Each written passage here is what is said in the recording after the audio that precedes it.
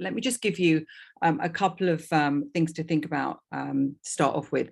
Those of you who have seen some of my content before about Your Body Means Business, you know that I've had a lot of history in business, both in corporate for 20 years, as well as running my own businesses for 20 years. And then there was a significant change for me when I went through a physical transformation myself. I'd always been fit, but there was a particular level of fitness that I'd never attained, and when I did, everything changed. Everything changed in my life, and I realized that for real sort of success and everlasting energy. When I say everlasting, the science on longevity is really building momentum now, and whereas before we were considering that it would be a good long life if you were to live into your 80s, scientists are saying now that routinely we should live past 120. Some are even saying up to 150, and I read something the other day up to 200. And although this is mind-boggling, it was mind-boggling to think about mobile phones 100, even 50 years ago. So we have to think about it in that context. And if it's true that we're going to live a lot longer, then of course, if we're going to be here, we want to be here fit and strong.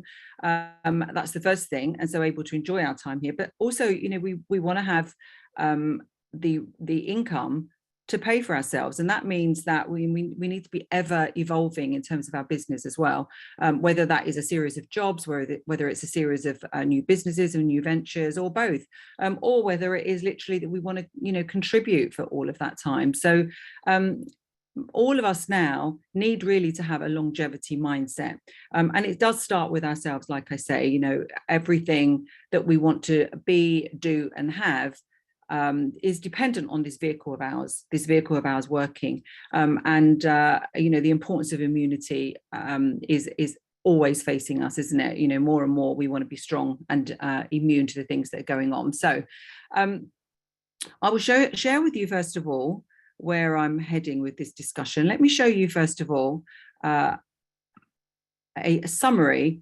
of the things that we've been teaching really, really effectively on our program. And that is a blueprint to get to a future you. And very often people will, join the program or ask me for some coaching because, for example, they've seen my physical transformation, and they maybe want to get a six-pack for the first time in their life. And that I was in my mid-50s when I actually achieved that. But actually, the way that we teach these things, a six-pack is a healthy or sort of a happy coincidence. It's like a side effect. And really what we teach is much more core. It's much more about the next version of you, and health and a great body sort of fits into that. So let me show you this blueprint here of how to get to the next version of you. And we're coming to the end of the year, like I said. End of the year, start of a new year is always a good time to do this. And very often, certainly what I did for years, and what I'm sure you do as well, is we start to think our goals. We start to think, okay, so this year is going to be different. What are we going to do? What are we going to start to change? Are we going to create some new habits? And that tends to be, we're going to start, we're going to give things up, and then we're going to start, training really hard or whatever it is. But it needs to be more holistic to be sustainable, is the first thing that I would say here. And there needs to be a series of steps. And what we teach, and what I'm going to go on to tell you about in this next 4 weeks, is how to put together a much more comprehensive plan, with each part of the puzzle helping you to achieve the other. So, it's not just about getting fitter in the gym. It's not just about eating healthier. It's not just about working harder. It's so much more than that. And so this roadmap here shows that there are 7 components. The first is to master the basics of weight training, as I've said here, and to start to become a lot more physically fit through that. And that doesn't mean just, you've got to live in a gym the whole time and throw really, really heavy weights around. There is a certain way to do it where you start to reap the rewards really quickly, especially if you're a new trainee. So that's one whole component that we're going to be looking at. The next part, and I talk about it as being a younger you, is because you learn how to fuel your body. And this does not mean not eating very much. It doesn't mean that you hardly eat. In fact, it means that you eat a lot more, but you eat a lot more of certain foods in certain combinations. And what this does is it starts to achieve a much younger feeling and looking you. I mean, one of the things that we're not told by all the beauty companies is that the number one really method of improving your skin, and people ask me, you know, I'll be 60 in August, and people ask me how I achieve a youthful appearance and about my skin and everything, and it is about what you put into your body. It really is. And so that's another big component that we're going to cover, is about nutrition. The next thing, having sort of looks after the vehicle outside, the vehicle that everyone can see, the body, is to start to really focus on this incredibly important component, this brain of ours, because the brain there is originally it was there to protect us and to sort of keep us alive, and that's why it's fight or flight. That's why it sort of looks for bad news, and the reason it does that is it's like an overprotective friend. Our mind, what it does is it focuses on anything that could harm us, and that's why many of us, if we're not aware of this, can feel that maybe we shouldn't go and apply for that job, or maybe we're not going to take that leap of faith and try this new project, just because our brain is saying no, stay safe, stay on the sofa, watch Netflix, stay in your job.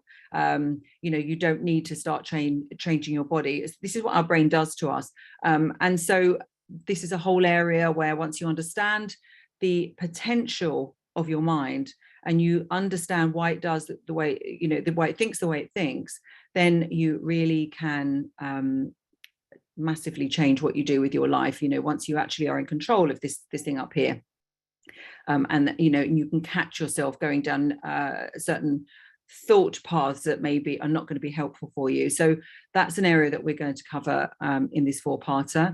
And then when you've got this combination of tools in place now, your physical body, your mindset is strong, that's then the time to start to look at your career and your business. And often I used to see this a lot years ago, people working so hard, and I was one of these myself. You succeed despite yourself. You're working so hard, and you just can't understand why you're not getting the results that you want. And the truth is, that there are so many business strategies out there. If it were just a question of following a business strategy, everybody would be super successful. And it isn't that, is it? It's about firstly having a great blueprint that works. And we have one of those on the program, a really good business blueprint. But secondly, it's having the energy, the resilience, and the mental strength to be able to follow this no matter what, to follow it consistently. So business success comes about not just by following a business strategy, but by being able to do it on a consistent basis. And that's what we cover in that 5th section there. And when you've actually achieved that, and now maybe you're in a new career, or you're in a different career, or maybe you have a different job, the next step is, okay, well, maybe now you have reached a new version of you.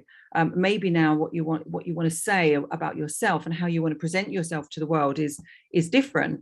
And we talk about this in terms of personal packaging, that you may, in the same way that an Apple phone, is packaged in a certain way, so that when you open it, you want to open it basically, and it looks great, and you have expectations about what it's going to do for you. Branding, personal branding in particular, has become ever more important. I mean, when I very first started this work, and I remember joining LinkedIn in about 2006, and there were hardly any people on LinkedIn, and the whole idea of personal branding seemed a bit alien.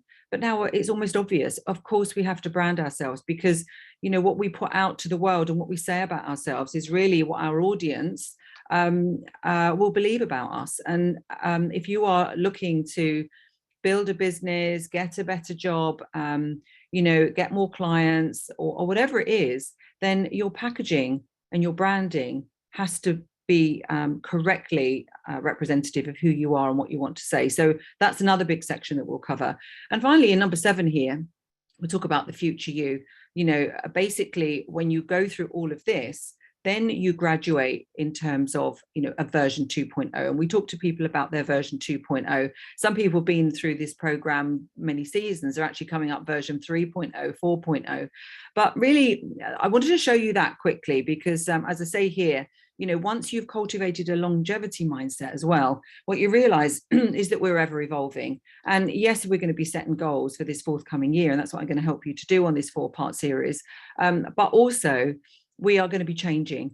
Just by me saying this stuff to you now, and you may be listening to some of this for the first time, what you'll realize is that when you change your mindset and you start to think, okay, maybe I am going to have 2 or 3 more careers in the future. Maybe that takes the panic away. It means you don't have to get everything done this month, this quarter, or even this year, because maybe you have got 100 years, and accidents and illness aside, that's what the science is saying, that every year that we live, the scientists are sort of finding us another decade. So think about it like that. Think about it if you were, wherever you are now, let's say you're 50, 55, 40, 60, you've got probably your career 2 and 3 times over again. So when you start thinking about it like that, there's many, many opportunities to get it right, as it were. So I'll stop sharing that for a moment, and just talk to you a little bit more about how we address goals going forward, and then I'm going to give you some questions to think about for the next week, really, so that when you come back next week we can start addressing some of the answers to your questions. But when you look at success, because obviously when we're setting goals, what we're really looking for is happiness and success, isn't it? And people say, I just want to be happy, but what is happiness? And I think that through this program and through looking at it, breaking it down into a series of components like this, we find the key to happiness, because it's not just one thing. People say follow your passion, people say do what you love, people say just be grateful for where you are now. And yes, all of those things are true, but there is a lot to real happiness and real success, and I'll explain some of that to you now to give you some things to think about before I dive into these questions. So the first thing, as I've just already touched on, is body. I think we've all been to that place where it doesn't matter what's going on. If you've got, let's say, a sore throat, or if you don't feel well, you've got a cold, and a lot of our loved ones at the moment are still getting COVID, and when you feel awful, you can't think of anything else besides just feeling better. That's all you really are preoccupied with. And so having a fit, healthy, strong body is number one in achieving long-term happiness and success. And that's why the tools and techniques that we teach you here are so critical, and they are very, very effective as well. So you've seen from the numerous transformations, people end up looking amazing, they look confident. Yes, they've got the 6-pack, but that's really not what this is. Not just a PT program. I'm not here only to train you to look great. And like I say, that's a happy coincidence, because what really matters is what's going on inside, and how you're able to impact the world around you, become this next version of yourself. So yes, the body is number one critical component. And after that, like I've said, it's about mindset. But what does that really mean? Well, it means your emotions. And if you think about what your regular emotions are that you feel, we all feel a variety of different emotions, and some emotions make us feel great, and some emotions make us feel really not great at all. And emotions, good emotions, they are excitement and positivity and gratitude and love and connection, and a feeling of progress. These are really great emotions.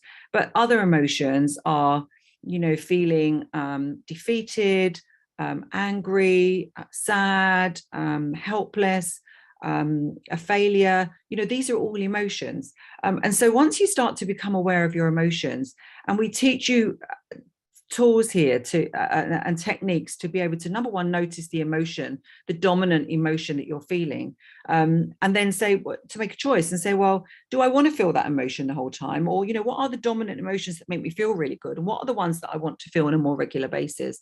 So your emotions, I would say, are your second most critical component of an overall effective life. And when you're writing your goals, it's not just about I want to be, do, and have X, Y, and Z. It is about I want to feel a certain way. So it's documenting emotions so that you have a target in terms of how you want to feel most of the time. Because it doesn't matter where you are. You can be in the best house, in the best car, on the best holiday. But if your dominant emotion is not a positive one, it doesn't matter where you are, who you're with. So choosing your emotions is so, so important. And then it leads me on to the third thing, which is also to do with mindset, and that is relationships. Because relationships don't just happen, you know, and relationships are all about us. You know, sometimes people think that, you know, they're not good at relationships, or maybe they think that everybody else is not good at relationships, or that relationships are just not working. But what we teach here on this program is that relationships start with us, you know, and you can be very, very purposeful about relationships as well. You can pick and choose the relationships that you want, and you can design the types of relationships that you want. And I'm not saying about just new relationships or just romantic relationships. I mean, for example, if you have a troublesome relationship, let's say with a parent, then you can sit back and think, right, well, do I want to be right, or do I want to have a great relationship? And if I want to have a great relationship, what are the components of that? And that doesn't mean to say be a pushover, but it means that you can start to be very, very purposeful about your relationships. If you get your relationships and your emotions under control, then you'll find that your mindset is a lot stronger.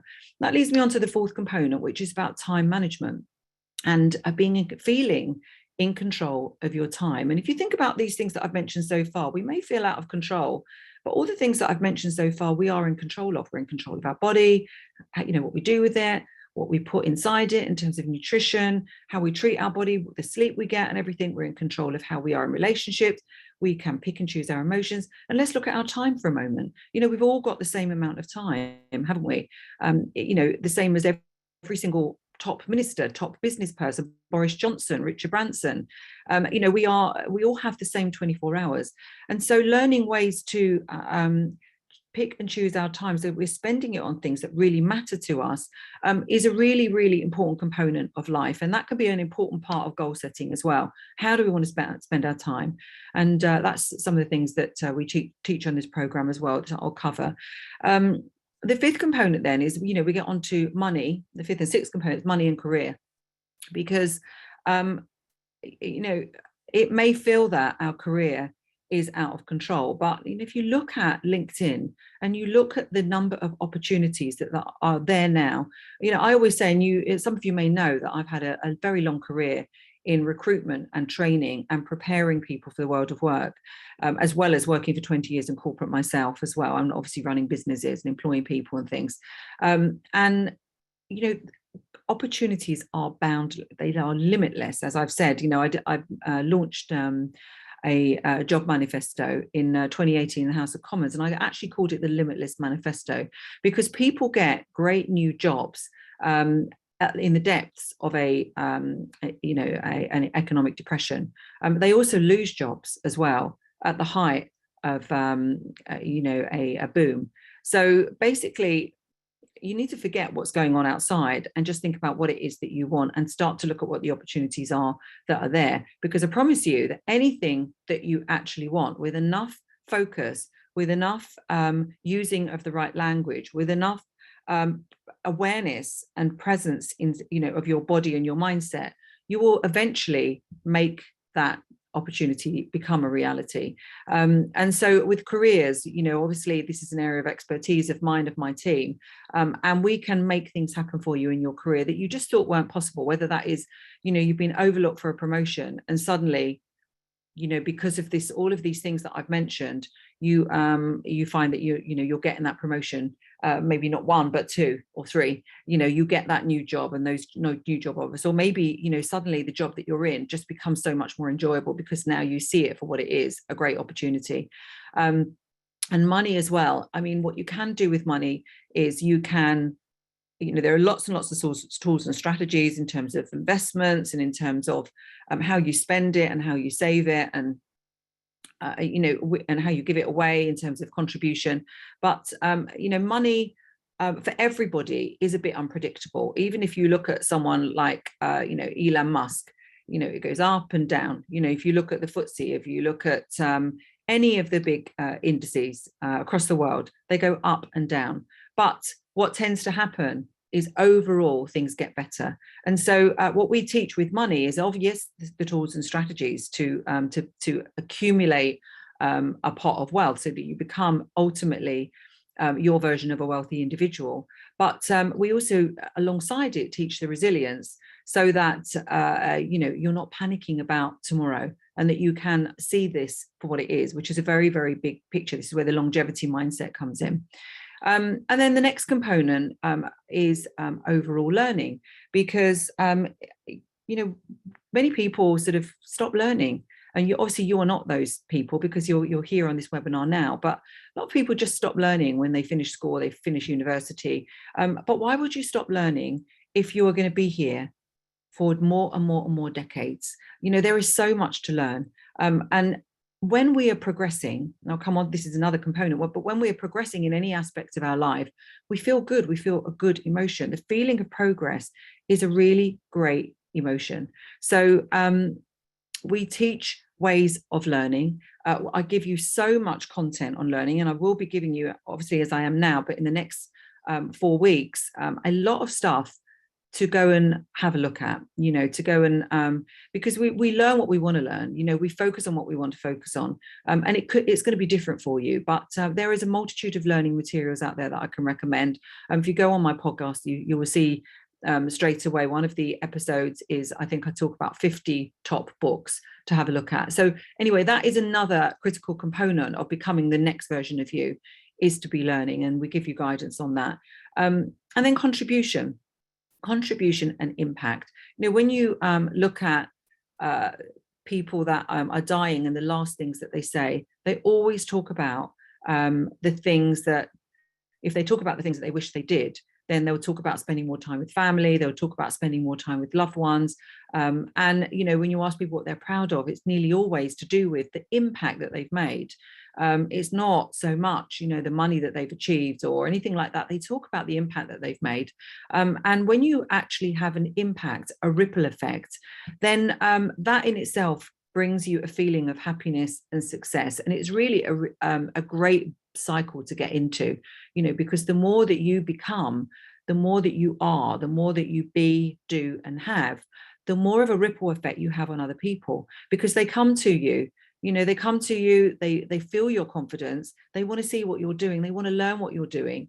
And you can therefore have an amazing ripple effect on not just your loved ones, but, the people that they spend their time with, and the people that maybe, you work with. I mean, me, for example, I can sort of talk about, people, my hairdresser, for example, between before lockdown and after lockdown, the way that she sort of transformed. And she said it was through watching my stories, which was such an amazing honor and feeling for me. So you can do this, you can have this impact, and you can do it by giving away money, you can do it by giving away time, you can do it by giving away lessons. So impact and contribution is another really, really important aspect of this overall picture of progress, and something to consider when you are putting down your goals. And then, the remaining components are progress, a feeling of progress, which I've already touched on.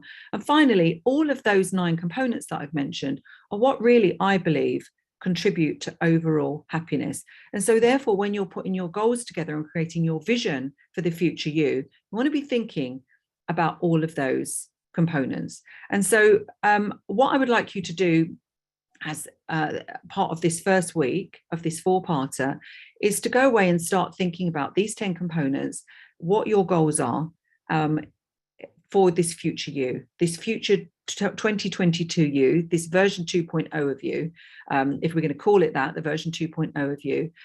What are your goals in each of those 10 categories? And I'm going to help you just by finishing off now. We've got 4 minutes, and I'm just going to help you by giving you 10 questions to go and think about.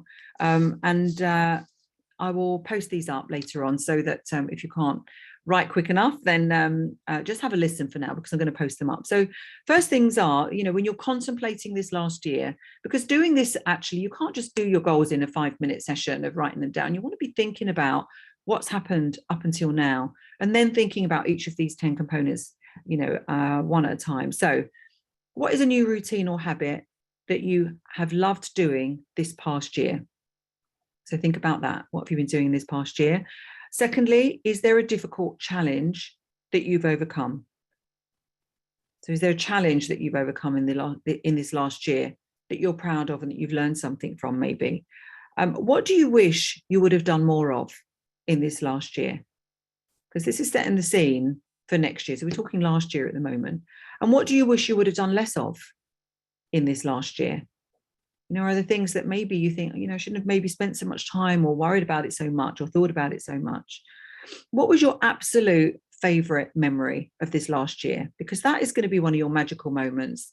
And obviously, if you know what they are, you want to repeat those, and that's going to influence your goals for next year. And can you list some meaningful moments over the last year? So yes, you've had a favorite, but are there some more meaningful moments over the last year that really have made a difference to you or someone you love, or you feel have sort of pushed you forward somehow? And was there a relationship that really surprised you in a positive way? A new relationship, an existing relationship, something that you've built, a relationship even with yourself.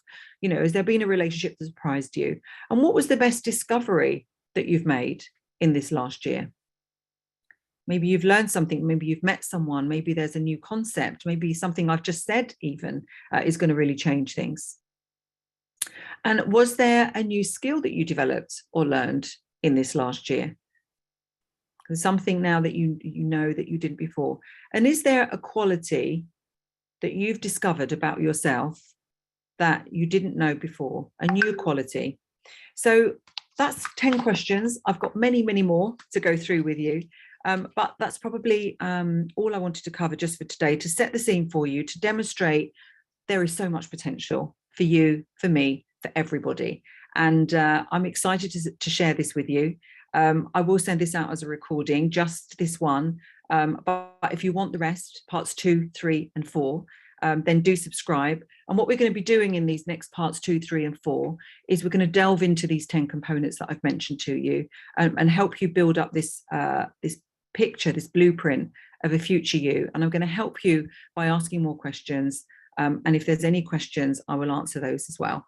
Got lots of good mornings, but no other questions, and we're up to the half an hour now. So I will say, have a lovely week. Please take care, be careful, get your jabs, so that you keep your immunity up. And I look forward to speaking to you next week. Bye-bye.